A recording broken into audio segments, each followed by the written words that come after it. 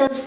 Hoje o vídeo é sobre um exercício que nós mulheres adoramos, o agachamento. E para tratar desse assunto estou indo para Taubaté, para pegar a dica com um dos melhores treinadores do Brasil. Bora lá? Olá bonecas! Hoje eu estou aqui na Oficina do Corpo, uma academia muito top aqui de Taubaté. E hoje estou com o meu treinador e ele vai explicar para vocês variações de agachamento. Exato. Bom, primeiramente, bom dia, boa tarde, boa noite para vocês, né, assinantes do canal da Bina. Meu nome é Rubens Gomes, sou treinador da atleta e sou fundador da equipe Overall Team, que tem hoje atletas no país inteiro mais focados no fisiculturismo, né, no bodybuilding. E a gente vai falar, como a Bina pediu, sobre o agachamento e eu vou me ater a detalhes principais sobre técnicas de agachamento livre e o agachamento no Smith, algo bem fácil de ser entendido para as pessoas colocarem em prática já no treinamento de vocês, tá? Basicamente, Bina, o que a gente encontra dentro de academia é uma variação muito grande no agachamento livre, né, com a barra livre, e no agachamento no Smith Machine.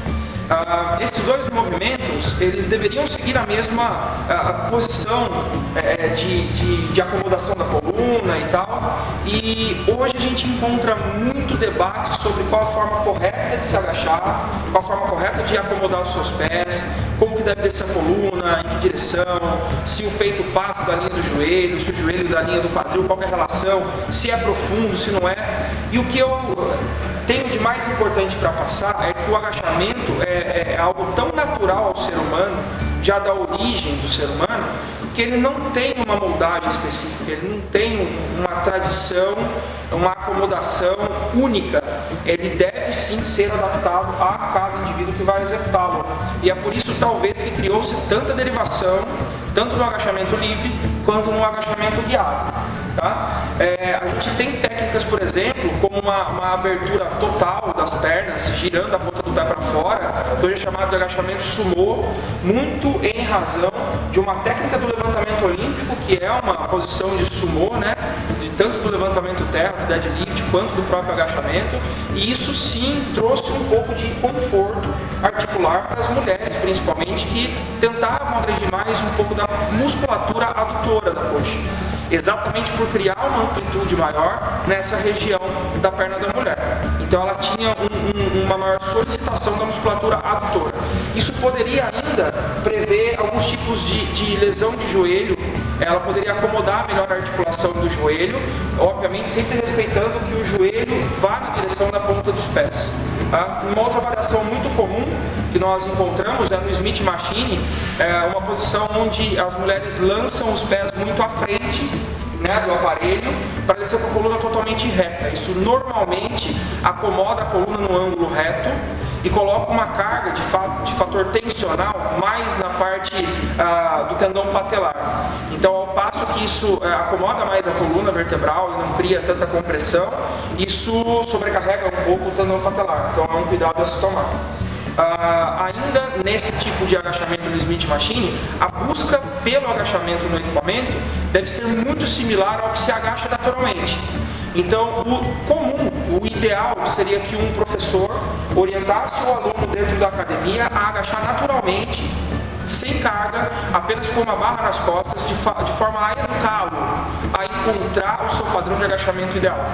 Uma forma que ficasse para ele natural, que ele conseguisse fazer um movimento com eficácia e que a partir disso ele acrescentasse o peso. E não educá-lo já num equipamento que tem a barra fixa, que obviamente vai ditar o rumo do movimento para você. Tá? Muitas têm dúvida também se a perna tem que ficar mais aberta ou na linha do ombro, mais fechada. Influencia vocês também. Influencia na ação do movimento, não na eficácia do agachamento. A eficácia sempre vai ser muito boa. Eu acredito que você, deixando os pés paralelos, mais fechados, você cria um giro natural do fêmur, né? Esse giro do fêmur faz com que o glúteo, que é inserido numa porção do fêmur, ele se alongue.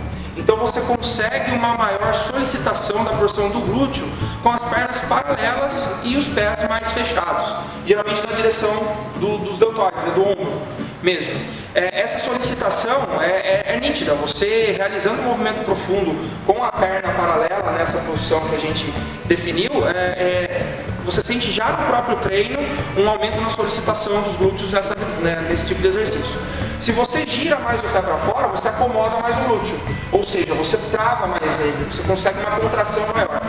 Uma coisa que a gente tem que lembrar sempre é que o músculo alongado sempre trabalha com mais força do que o músculo contraído. Basta a gente lembrar, por exemplo, de uma rosca direta. Quando na saída do movimento, você consegue fazer os movimentos mesmo com mais sobrecarga.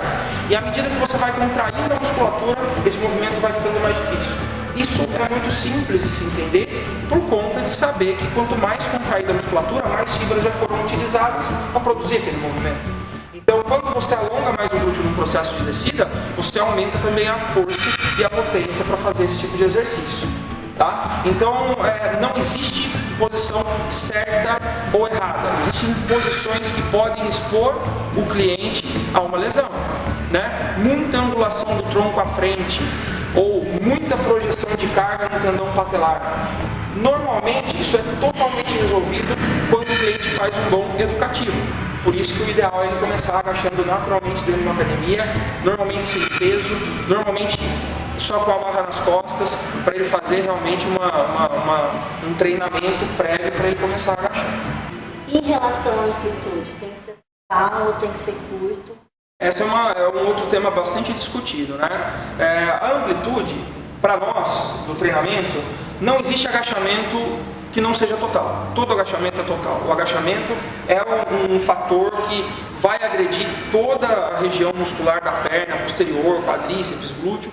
Então, não existe um agachamento que não seja total. Porém, como a musculação é algo tão rico e nos dá a liberdade dessas adaptações, em determinados casos você pode adaptar o exercício e não usar de tanta amplitude quando eu não quero agredir algum tipo de musculatura. Eu já usei, por exemplo, estratégias com clientes que precisam trabalhar porção mais proximal da musculatura do joelho, por exemplo, em que a gente usou estrategicamente movimentos curtos. Eu não indico apenas que o indivíduo ele aprenda a agachar de forma com baixa angulação.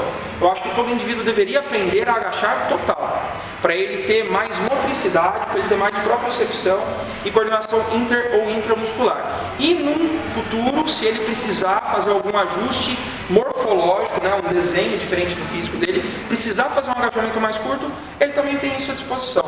Mais uma vez, a gente deixa claro que agachar curto não é errado. O que é errado é ensinar a agachar curto e ter isso como a verdade absoluta.